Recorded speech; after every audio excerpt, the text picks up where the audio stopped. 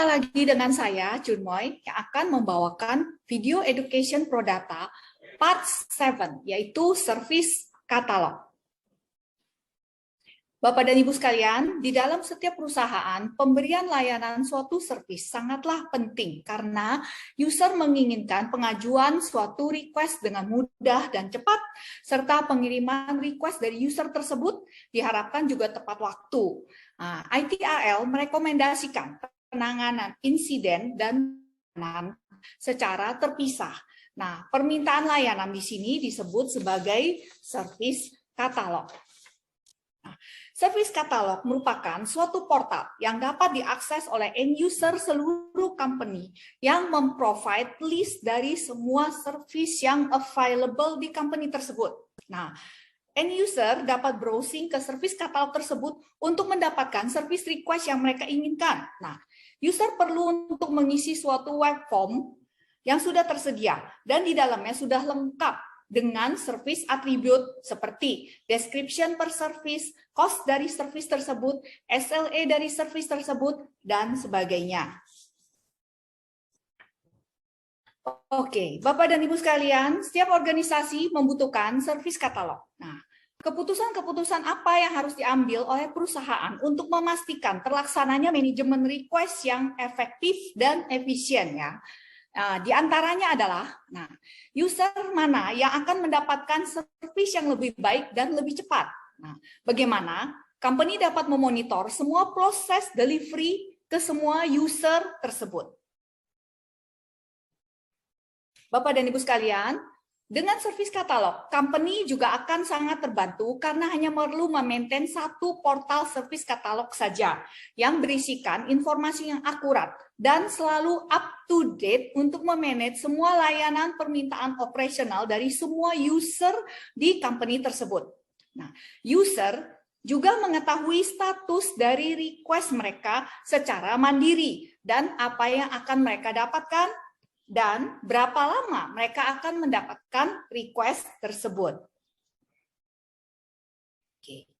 Bapak dan Ibu sekalian, benefit apa yang didapat setelah company menerapkan service catalog? Adalah sangatlah banyak ya Bapak dan Ibu sekalian. Company dapat secara signifikan menghemat biaya, meringkas proses kerja, peningkatan layanan kepada user, oleh karena semua proses request, approval, purchase sampai ke delivery user tersebut dilakukan secara automation system dan selalu terupdate. Service catalog membawa banyak otomatisasi kepada tim IT juga, sehingga tim IT dapat berfokus kepada tugas dan tanggung jawab mereka. Oke. Jadi Bapak dan Ibu sekalian, apa yang menjadi misi dari Service Desk Plus untuk mendukung konsep ITAL Service Catalog ini? Nah, Service Catalog berisi struktur data yang seperti service name, description of service, cost service, service owner siapa, kemudian kuantitinya, SLA yang terikat untuk request tersebut, kapan di request, impact jika service tersebut tidak diberikan, kemudian tingkat urgensi dari service yang di-request tersebut. Termasuk dengan user yang dapat mengakses service katalog tersebut beserta workflow per user yang merequest service tersebut dapat dibuatkan juga per jenis service yang di-request juga. Oke, Bapak dan Ibu sekalian, ini adalah tampilan dari Service Desk Plus, Service Catalog, di mana memiliki tampilan dashboard I need a new service. Ketika kita klik di sini sebagai contoh, akan terlihat semua jenis service yang dimiliki oleh suatu perusahaan yang diperuntukkan untuk end user-nya.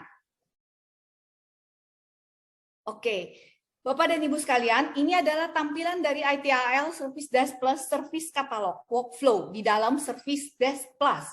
Nah, ini adalah admin Service Desk Plus tampilannya yang dapat mengkonfigur service katalog berdasarkan kategori katalog layanan seperti insiden, kategori layanan untuk menghandle email, kategori layanan untuk permintaan hardware, software, dan sebagainya. Nah, admin dari Service Desk Plus dapat menambah, menghapus, modifikasi item suatu service, dan dapat mengkonfigur workflow per kategori service tersebut beserta SLA yang mengikat kepada user.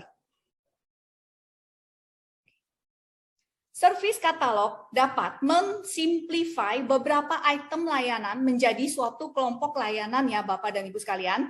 Contoh, employee onboarding service di sini. Yang di dalamnya terdiri dari beberapa layanan seperti permintaan hak akses untuk new employee ke server atau aplikasi atau IT service tertentu. Kemudian ada layanan untuk mendapatkan PC, layanan untuk mendapatkan notebook, email, dan lain-lainnya, di mana semua layanan tersebut dapat kita masukkan ke dalam satu kelompok layanan, yaitu layanan untuk employee onboarding. Ini adalah Bapak dan Ibu sekalian, ini adalah tampilan Service Desk Plus untuk service katalog juga, di mana admin dari Service Desk Plus dapat mengkonfigur kelompok layanan employee onboarding. Sebagai contoh, admin Service Desk Plus dapat meng-create workflow policy untuk setiap new user request yang harus di-approve oleh HR staff, kemudian oleh HR manager, dan seterusnya. Oke, termasuk dengan tingkat approval juga semua sudah disediakan di dalam Service Desk Plus Service Katalog. Jadi, Bapak dan Ibu sekalian, kesimpulannya adalah Service Katalog adalah tool serbaguna yang dapat digunakan untuk merancang proses pengiriman suatu layanan.